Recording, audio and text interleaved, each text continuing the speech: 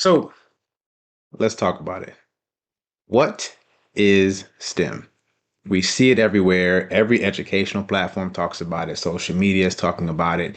Every conversation that you see about job projections and forecasting and what's to come across various industries, they all have conversations and discussions about STEM. But do we really know what it is? So, have you thought about it? What is STEM? Take a moment. Think about it. You ask the question of yourself and you answer it. What is it? Go beyond just the basics. What is STEM? Matter of fact, let's go into teacher mode. Now, I just bought these brand new big markers. I don't know if you'll be able to see it or not. We'll find out. So,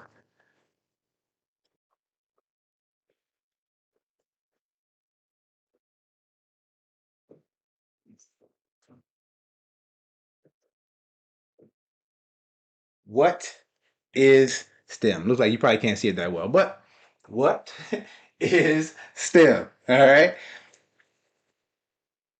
So, what is it? I know you're familiar with it. You can tell me what the pieces are. And you're probably saying that's simple, very easy. STEM, science, technology, engineering, math. Everybody knows that. Yeah, sure. But let's slow down for a second. Let's peel these layers back. So the first one, S. What does the S stand for? As you already know, that's, hmm, there we go. Science. The first part of STEM is science. And the reality is, the first level of exploration that any of us go through is as scientists. As babies, we are physicists before we are anything else. That's just the first thing that we begin to do. But no one actually slows down the conversation to tell us that that's what we're doing. The amazing thing is, we don't start to study physics until you get into high school. I think I took physics my senior year. I didn't take physics until my senior year in college. Then I had every specialization of physics once I got to college as I pursued aerospace and mechanical engineering. But it wasn't until I got to that upper level in high school that I even explored physics. But yet, the first exploration of the world around us, we are diving into the realm of physics. And so when we think about science, science is actually, by definition, the efforts to experiment, test, and define or put forth efforts to understand the world around us. That's just simply that exploration. And when we think about that aspects of physics, when babies are first starting to coo and make noise, they're becoming familiar with the sound of their own voice. And that is really understanding the frequency in which the vibration of our vocal cords resonates so that we hear our own sound. It's also how we communicate to other people. But you can't tell babies that they're practicing frequencies. It wouldn't make any sense.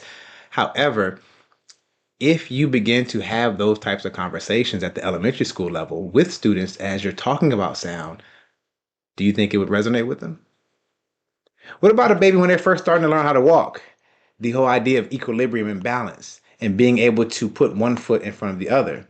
That's also an exploration of the physical world. They are becoming familiar with it. But again, when do we slow down as educators to break down those aspects of what it means to be a scientist, what it means to explore the world around us?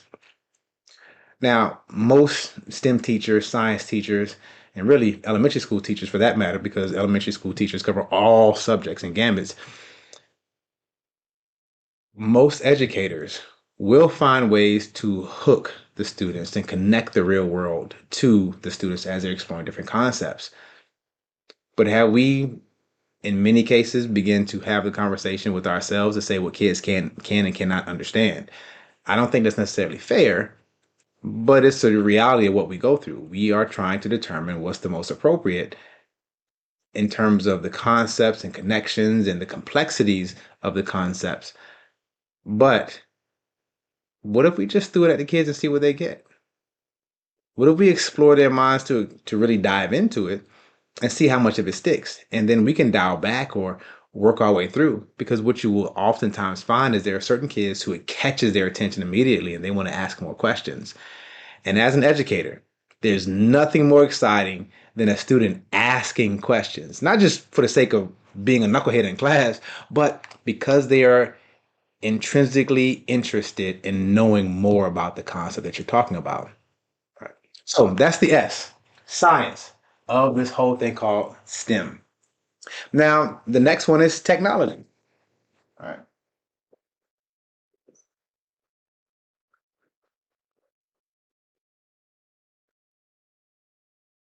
All right. So, what is technology? Easy, simple definition. Technology is the methods, the inventions, the processes that we create in order to solve problems and ultimately make life a little bit better. It's the practical applications of the research that we go through from our scientific explorations. And there are times when you'll ask a kid, what is technology? And their minds immediately go to something with a digital screen, something with a power supply, computers, cell phones. Some kids may say airplanes, robots. That's typically where their minds go. But if we look at the basic definition of what technology is, it's something that is created by humans to solve a problem. And ultimately, in most cases, it's making life a little easier or more simple. Prime example, if you have a stick in the woods, you pick it up because it fell off of a tree. That wouldn't be considered technology. But the moment you take that stick and you take a piece of twine and you wrap it around the handle or the end of it to create a handle, and then you sharpen and butt the bottom end of it to make it more resilient to splintering as you're walking around. And then you put a few notches along the bottom of it at measured increments. Now you have a walking stick that allows you to not only walk and maintain your steadiness, it helps you keep from chafing your hands because you put a handle on it. And you have an ability to, let's say you cross a creek and you can measure exactly how deep it is before you step into that water because you put those measuring ticks along the bottom of it. That is now considered a technology. It helped you solve a problem, but it's a stick. However, it was modified by yourself. So the stick on the ground is not technology, but what you do to the stick after you pick it up, that is what technology is. And once you begin to pull that back and allow students to recognize that it's the most simplistic aspects of how you improve something to solve your problem, that is something considered a technology by base definition. So we don't have to go so deep and crazy with it in order to really communicate what technology is. Yes, it is the computer system. Yes, it is all our advanced cars and airplanes and robots. Yes, but it is also the chair you sit on. It is also the shoes on your feet.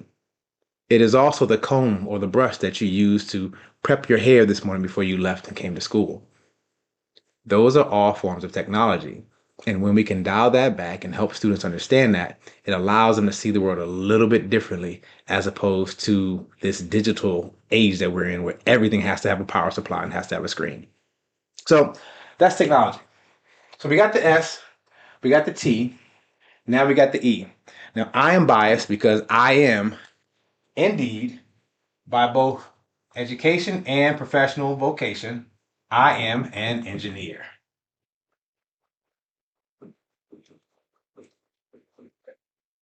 So science, technology, and engineering, that is the E of the STEM. Now, I look at it and say engineers are the quintessential piece of STEM. We use science and math in order to create technology. But again, I'm being biased. But if we wanted to go with a more purist definition, it's really the study and use of concepts from both math and science in order to create technologies that solve problems, oftentimes for other people around the world. So, socially minded, societally focused, that is what engineers are doing. How do we actually solve problems? Now, offshoots of that, I consider architecture to be an extension or a subset of engineering, even though it has its own little class. I don't mean to call it little class, but because it has its own specialization, it has broken out into its own space of vocation. However, I do believe that whole aspect of architecture and things like that came out of the larger engineering structure or engineering ecosystem, if you will. Right. So that is engineering. Very simple, very straightforward. And we can dive into different forms of engineers. I'm a double major mechanical and aerospace engineer. I know plenty of chemical engineers, biomedical engineers, let's see, electrical engineers, computer science engineers. Um, I mean, who am I missing? Petroleum engineers. I feel like I'm missing a whole lot right now. But there's a no lack of subsets, hybrid combinations of engineering that you can come across. And there's more probably to come in the future. But that's engineering. So we have science, we have technology, we have engineering. And the last, obviously, is mathematics. I'm just going to be short and just say math. Sorry for those who are mathematicians. So math. What's so great about math? Well, math, in my honest opinion, is the language of the universe. Math is that way that we properly understand using empirical numbers, using concrete connections and relationships, we can actually understand the world around us. It's the series of patterns and numbers and measurements that help us connect point A to point B. We recognize some physical constant or some physical law or some physical reality in the world around us, and we can actually explain that using the equations empirically, the equations that we come up with mathematically. So when we discovered gravity, the fact that the apple falls from the tree, we can actually calculate the speed and the rate in which that apple drops and what's going to happen when it hits the ground, how high it may bounce, and how many bounces it may actually complete before it comes to a complete rest on the ground. These are things that we can actually calculate. And we can look out into the universe and see the different celestial bodies that are orbiting one star or another star or our star within our immediate solar system. We can calculate how fast those celestial bodies are moving, the distance it is from one to another. And this is actually one of my pain points. I remember years ago in my intro to astronautics class, one of our exam questions, we had to calculate the amount of initial thrust we would need, the solid state thrust we would need to launch a rocket from Earth is in hitting the required escape velocity from Earth's orbit to escape our gravitational pull. And we had to get the rocket to make it to, I believe it was one of the moons around Saturn. And so we had to understand one, the amount of gravitational force that we had to overcome for our escape velocity that was required to even enter into orbit. We had to utilize the moon's gravitational pull in order to perform a slingshot maneuver where we got ourselves caught just barely into the moon's orbit for it to pull us around, and we could actually accelerate ourselves out of the moon's orbit towards the moon, one of Saturn's moons. For that, we had to also understand the gravitational pull of the moon, and we had to understand how that would create that centrifugal force to push us and propel us to where we needed to go, how much additional thrust we might need to escape that potential slingshot, and then take us to where the moon around Saturn would be by the time we got there. So we had to understand the orbit of Saturn in relationship to the orbit of Earth, in relationship to the orbit of the moon, and account for the velocity that we're traveling, the distance that we're covering, and how long it might take us, and then determine exactly where we would intercept the moon around Saturn. That was probably one of the most difficult equations or problems I ever had to solve. I think it was a baby, oh man, a page and a half, maybe 2 pages, and I write small when I'm doing my math. Probably about a page and a half to 2 pages worth of just equations, just calculating this and calculating that and pulling this number. Long story short, math allows us to solve types of equations and complex problems similar to that one. Now, hopefully, I didn't blow your mind just now, but that's the whole idea of mathematics. It helps us understand the relationship between the various pieces of the world around us. So we hit it. What is STEM? And you did it. I know you did. I didn't hear you say it, but I know you said it. Science, technology, engineering, and math. So the big question that I always ask anytime we go into any professional development training for any educator, whether it's an after school providing program, if it's school day providing programming, if it is informal setting providers such as after school or summer school or what have you, camps, etc. If it is Community partners who provide programming for students, whether it's summertime or just enrichment programming. Sometimes we partner with corporations to help train their teams on how to do educational outreach and help them understand what is STEM. We walk through what is the real definition. And every single time we ask this question of what is STEM, the response we always get is, oh, yeah, that's simple. It's science, technology, engineering, and math. Well, that answer would be right if I ask you, what does the acronym STEM stand for? But the true reality of what STEM is requires us to peel all the layers back. And this will help us understand how simple it is for any educator, regardless of your station, regardless of the industry that you support, regardless of your background and vocation specifically, how can you appropriately map your delivery of STEM to any type of audience that you're working with? So, what do we need to do? Let's peel the layers back. The first layer that we encounter when it comes to STEM is technology. Anytime we think about STEM, we think about that aspect of the technology layer, right? That's how we engage, whether you are in the industry or not. If you're a consumer or you are a producer, regardless, the first layer in which we encounter STEM, by and large, is through technology. So let's take that layer away. The layer of technology is gone. What's the next layer? Well, I kind of gave it to you already.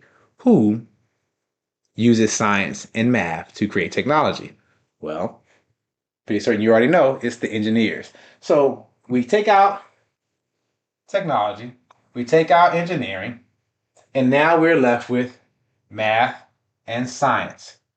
We peel those layers back as well. So we took away technology, we took away engineering, we peeled back the layer of science, and we peeled back the layer of math, or math then science, because math and then, well, anyway, you're with me, right? So after we take away that last layer of math and then science, what are we left with? What we're left with is the core of what STEM actually is all about. STEM is not about science proper. STEM is not about math proper. STEM is not about engineering. It's not about the technology that comes from engineering. When we think about the real basis of what STEM education is all about, it's about teaching a generation of future leaders how to solve a problem. That's it. It doesn't have to be more complex or complicated than that. And I want every person who steps into any educational framework, whether it is formal or informal, or classroom outside of the classroom, whatever space it is that you're operating in, the simple gist of STEM education is helping that audience understand how they can utilize what they know. That is going to be the concept resources they have, the people resources they have, the money, the material resources they have, the time allocation resources they have, all the things available to them. How do they utilize those things to solve a problem? Period. And every single one of us solves a problem every single day. Multiple problems we solve throughout the course of the day. I can't tell you how often I see teachers, especially when I give this example. We have teachers, I'll say, how many of you all solved a problem this morning? Let's say, for example, you're coming home or coming to work and you are 7 minutes away. It's 5 minutes before you're going to be late. Let me flip that around. Sorry. You are 5 minutes away. All right. You're 5 minutes away from school, trying to get to school, to get to your classroom. And you have 7 minutes to get there. So you got 2 minute window to not be late. And in front of you, you see brake lights. And you're like, oh, man, here we go. How am I going to get home? Or how am I going to get to work? You immediately begin to think of other ways to get to work. What other routes can I take? I'm looking and assessing, is this traffic or is it just somebody coming to a stop because the light has changed red? If I'm looking down the road and I see a series of brake lights coming up, looks like traffic. Hey, what road am I on? What cross streets are there? What other pathways or routes can I take that might still allow me to make it to work on time? That's the question we all answer for ourselves in that moment. We're trying to solve a problem. And if you can teach a student how to simply do that, you are helping them prepare for a world of STEM. The reality is STEM is not just monopolized by engineers or architects or scientists or math purists, whether you are actuary or a tax professional or an accountant or even just a math, or I'm gonna say just a math teacher, or if you're a math teacher, because math teachers do a lot of hard stuff. The reality is there are other careers that solve problems. Lawyers solve problems. Doctors solve problems. Dentists solve problems. Design or interior designers solve problems. Plumbers solve problems. Gardeners solve problems. They're trying to figure out how do they provide the service that's requested by their customer in order to deliver for them what their request is. So they're actively solving the problem. And so even if you have a student who does not have an interest in going into engineering or science or one of those other STEM career paths, you can still lean into STEM education, helping them be prepared to be successful in their future, regardless of what pathway they take, because your whole focus is not about pushing them into science and engineering or STEM careers, but more so helping them be able to properly solve a problem, leveraging what they have at their as their resources that they can exploit and leverage to solve the problem. That's what STEM is really about. It's not about the science and math, engineering, and technology exclusive to what the acronym stands for, but it's about how do we help our students to leverage everything they have available to them to solve a problem. And that, in my opinion, albeit biased, is what STEM really is. We'll talk more about STEM and STEAM next go round.